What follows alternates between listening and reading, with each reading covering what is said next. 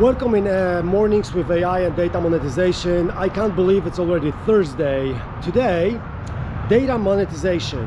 Why data monetization is important, and maybe the more important question is, what is data monetization?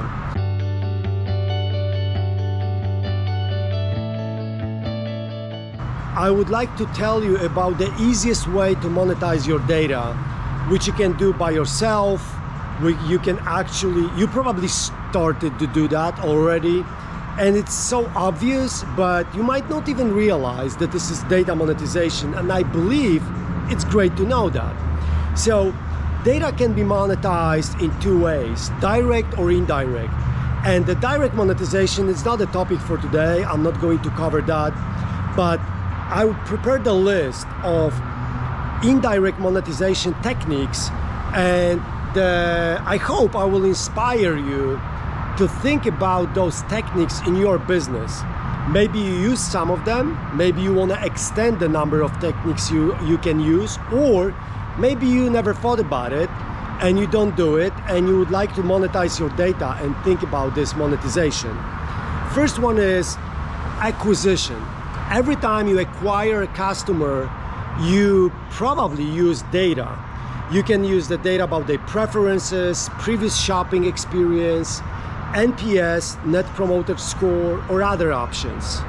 So if you can look at that, every time you get the digest out of it, you visualize this data and you want to predict what you can do with this data, that's to acquire more customers.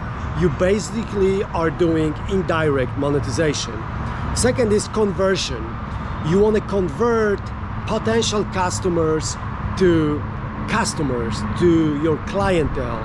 And the best example from business to business, which is my focus, is when you go to a meeting. I can say it's very popular to go to a meeting without like a lot of preparation and you still can be successful. But if you look at the customer and you try to figure out what kind of data you can use to tailor your pitch, to tailor your speech, to prepare your slides differently, that can be very helpful to get a more profound conversation. Then it's retention, and there is engagement. Retention is when your customers keep coming back. And I'm not saying here about like tailoring the loyalty program or running the promotion or discount or deals. I'm talking here about, for instance, your customers can contribute with their data and their next purchase will be easier. So, for instance, one of the examples I've been working on is how much form we can fill up to sell insurance before the customer even opened that form. What we know about these customers? Can we suck some data from a CRM system? Are we reading every conversation over an email? Are we summarizing it? So we make sure that that customer already shared the TIN with us, or preference, or number of kids they have in a family, things like that. That can speed up the retention. And then engagement. What does it mean, engagement? Sometimes it's how many times per day the blog is visited, or the other customers, how many times the demand side log into the platform to check what's supply. So for instance, how many times people come to Amazon to see what's available there, demand and supply.